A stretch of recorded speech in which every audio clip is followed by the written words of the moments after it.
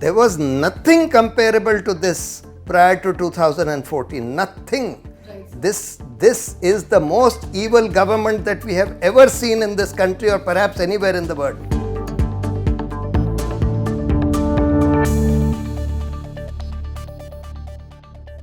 Caught in the eye of the storm and standing defiantly at the Supreme Court in a case that everyone has been talking about and watching closely is advocate activist Prashant Bhushan. Thank you so much, sir, for joining us. My pleasure. So let's start with the most recent thing that's happened is your sentencing, where you were asked to pay ₹1 fine. There were lots of people who felt that you would either not pay this fine or you wouldn't want to. Did the thought cross your mind at all, sir? No, it did not, because I was not itching to go to jail. I said I was prepared to go to jail if that was the sentence. Right. But the sentence was ₹1 fine, so I decided to submit to the fine. So we've seen a very defiant version of you in the Supreme Court. How has it been for you and your family to cope with this time? So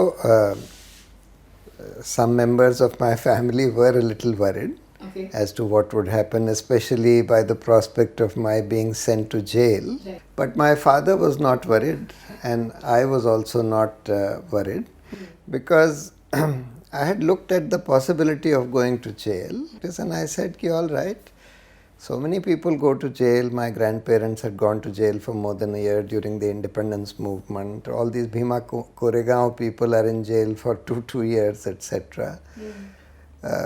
I'll use that 6 months, that's the maximum that they could send me to jail for. I'll use it to read, maybe write a book about the judiciary. Okay. I'll see what the conditions are in jail, meet some people there, see what kind of people are there. Right. So it's safe to say it would be trouble with you being in jail for them as well. yeah, possibly they felt that sending me to jail would cause greater trouble. You've also said there have been serious problems before 2014. So why do you take the line that there has been an attempt to destroy a democracy only after 2014, sir? So before 2014 there were various problems, all kinds of problems. But what we have seen after 2014 just is of a different order altogether. Right. There are lynch mobs which have been let loose on the streets. There are lynch mobs on the social media who threaten you with rape or with killing you, etc.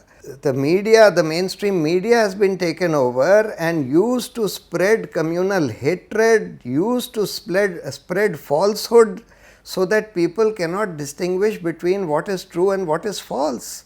There is an assault on scientific temper and reason.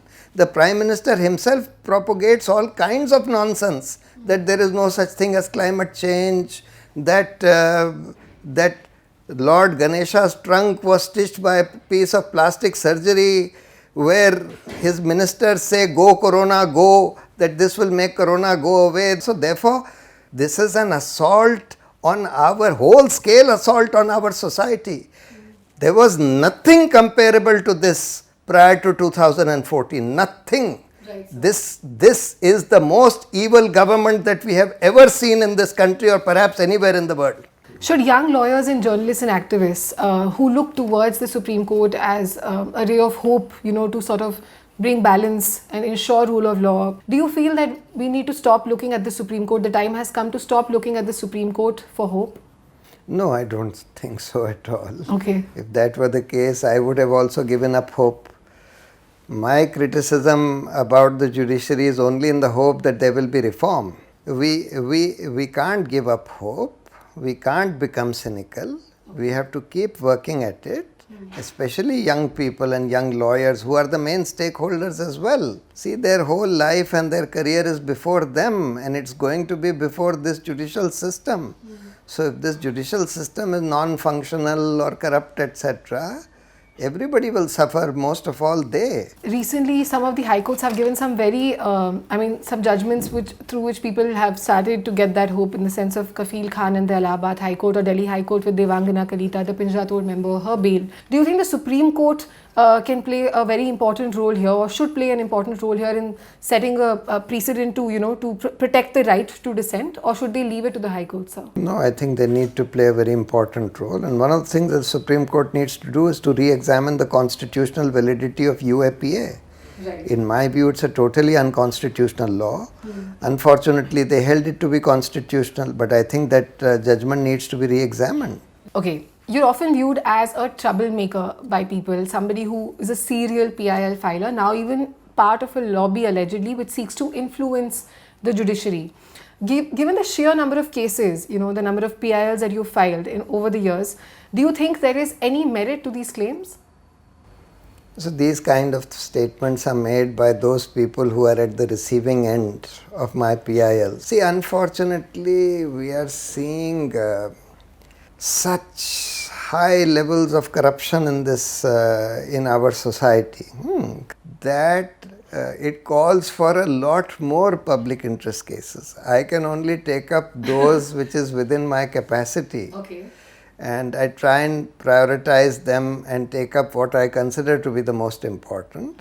I don't think I have ever taken up any matter which was not worthy of being taken up as a PIL. Retrospectively, when you look back at them, are there any cases, the important ones like the Sahara Birla case or the medical bribery case, where you think you could have put in much more work before going to the Supreme Court for recourse? No, in fact, in both Sahara Birla as well as the medical college case, I had more information than anybody could have had, because some whistleblowers within the system had provided me access to information which normally people cannot get. Right, sir. So therefore, that kind of information comes only once in a while, and it comes to me sometimes. This kind of information comes to me because people feel, whistleblowers feel, that I would take up the matter in a proper way. Now, at the end of it, the judgment, because you were found guilty, is this judgment the opening of a newer issue or a closure of this issue, sir? If you take the judgment by itself, it certainly makes speaking out against the judiciary much harder. Okay. But because of the intense debate and public discussion that this case provoked, I think that discussion in the long run will help in loosening this whole law of contempt. So there's been a certain sense of awakening, you can say, or a certain positive energy in the society. How do you plan to channel this energy, sir? This has kind of focused attention on me, and therefore I am now seen by some people as somebody who can lead some movement, etc. I'll try and channelize the energies of people by saying what I feel should be done. I am not a person who's cut out for electoral politics. I am not going to get into that. Right. You spoke about electoral politics, and you have had a stint yourself with starting the Aam Aadmi Party, and of course there's been overwhelming support for you, sir. But has there been any support from your party that you were formerly a member of, the Aam Aadmi Party? No, the Aam Aadmi Party as such hasn't said anything, but some of their members or some of their kind of media people, etc., have spoken out in my support. And of course, your former colleague Ashish Khaitan said that you were a selective idealist, a selective crusader for democracy, sir. Is he right? So Ashish Khaitan is the Vice President Legal, or was at any rate till very recently, of the SR Group. Right. And the SR Group has been the subject matter of at least 3 PILs of mine. So for Ashish as Vice President Legal of SR to attack me, the attack was a stupid attack, but he should have at least disclosed his conflict of interest in this matter.